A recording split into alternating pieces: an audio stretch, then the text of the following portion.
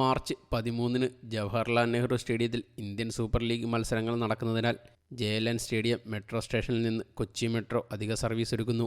JLN stadium metro സ്റ്റേഷനിൽ നിന്ന് ആലുവ ഭാഗത്തേക്കും തൃപ്പൂണിത്തുറ ടെർമിനൽ സ്റ്റേഷനിലേക്കും അവസാന ട്രെയിൻ സർവീസ് രാത്രി 11:30 മത്സരം കാണുന്നതിനായി മെട്രോയിൽ വരുന്നവർക്ക് മത്സരശേഷം തിരികെ യാത്ര ചെയ്യുന്നതിനായുള്ള ടിക്കറ്റ് ആദ്യം തന്നെ വാങ്ങാൻ സാധിക്കും. ടിക്കറ്റ് വാങ്ങുന്നതിനായുള്ള ക്യൂ ഒഴിവാക്കാൻ ഇതുവഴി സാധിക്കും. മത്സരം കണ്ടു മടങ്ങുന്ന ഫുട്ബോൾ ആരാധകർക്കും മെട്രോ സർവീസ് പ്രയോജനപ്പെടുത്താം. തിരക്ക് നിയന്ത്രിക്കുന്നതിനായി പ്രത്യേക ക്രമീകരണങ്ങൾ സ്റ്റേഷനിൽ ഒരുക്കിയിട്ടുണ്ട്. നഗരത്തിലെ ഗതാഗതക്കുരുക്ക് ഒഴിവാക്കാൻ കൊച്ചി മെട്രോ സ്റ്റേഷനുകളിലെ പേ ആൻഡ് പാർക്ക് സൗകര്യം ഉപയോഗിക്കാവുന്നതാണ്. തൃശൂർ, മലപ്പുറം ഭാഗത്തു നിന്ന് വരുന്നവർക്ക് ആലുവ മെട്രോ സ്റ്റേഷനിലെ പാർക്കിംഗ് സ്ഥലത്ത് ബസ്സുകളും കാറുകളും പാർക്ക് ചെയ്ത ശേഷം മെട്രോയിൽ സ്റ്റേഡിയം ഭാഗത്തേക്ക് യാത്ര ചെയ്യാൻ സാധിക്കും. 50 കാറുകളും 10 ബസ്സുകളും ഓരോ സമയം പാർക്ക് ചെയ്യാനുള്ള സൗകര്യമാണ് ആലുവ സ്റ്റേഷനിലുള്ളത്. പറവൂർ, കൊടുങ്ങല്ലൂർ വഴി ദേശീയപാത 66-എത്തുന്നവർക്ക് ഇടപ്പള്ളി മെട്രോ സ്റ്റേഷന് സമീപത്തെ പാർക്കിങ്ങിൽ വാഹനം പാർക്ക് ചെയ്ത് മെട്രോയിൽ JLN സ്റ്റേഡിയം സ്റ്റേഷനിലേക്ക് യാത്ര ചെയ്യാനാകും. 15 ബസ്സുകളും 30 കാറുകളും ഇടപ്പള്ളിയിൽ പാർക്ക് ചെയ്യാം. ആലപ്പുഴ, തിരുവനന്തപുരം ഭാഗത്തു നിന്ന് റോഡ് മാർഗം വരുന്നവർക്ക് വൈറ്റിലയിൽ നിന്ന് കൊച്ചി മെട്രോയിൽ യാത്ര ചെയ്ത് സ്റ്റേഡിയത്തിലേക്ക് എത്താം. കോട്ടയം, ഇടുക്കി മേഖലയിൽ നിന്ന് വരുന്നവർക്ക്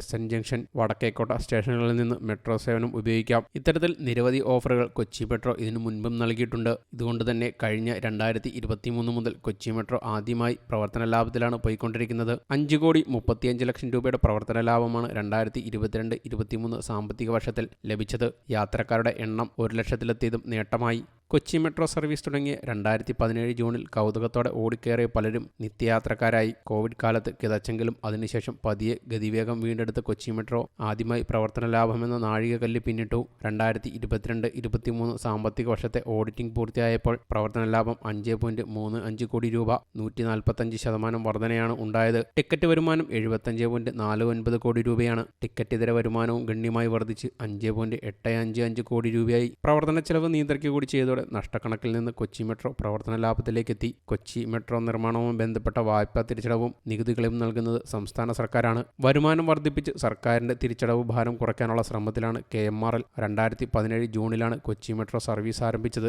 തുടങ്ങിയ മാസത്തിൽ തന്നെ 59,894 ആളുകൾ കൊച്ചി മെട്രോയിൽ യാത്ര ചെയ്തു. എന്നാൽ 2017 ഓഗസ്റ്റ് മാസം യാത്രക്കാരുടെ എണ്ണം 32,603 കുറഞ്ഞെങ്കിലും ഡിസംബറിൽ 52,254 ഉയർന്നു. 2018 യാത്രക്കാരുടെ എണ്ണം 40,000-ൽ നിന്ന് മുകളിൽ പോയിട്ടില്ല. പിന്നീട് 2019 ഒക്ടോബറിനും ഡിസംബറിനുമിടയിൽ 60,000-ലധികം പേർ കൊച്ചി മെട്രോയിൽ യാത്ര ചെയ്തു. മറ്റെല്ലാ മേഖലയും പോലെ കൊച്ചി മെട്രോയും കോവിഡ് പ്രതിസന്ധിയിലാക്കി. കോവിഡ് കാലത്ത് 2021 മെയ് മാസം യാത്രക്കാരുടെ എണ്ണം 5,300 കുറഞ്ഞിരുന്നു. കോവിഡിന് ശേഷം 2021 ജൂലൈയിൽ യാത്രക്കാരുടെ എണ്ണം 12,000 ഉയർന്നു. പിന്നീട് KMRLലെ വിവിധ വിഭാഗങ്ങളുടെ തുടർച്ചയായ പരിശ്രമം കൊണ്ട് വിവിധ പ്രചരണ പരിപാടികളിലൂടെയും ഓഫറുകളിലൂടെയും യാത്രക്കാരെ കൊച്ചി മെട്രോയിൽ എത്തിക്കാൻ സാധിച്ചു.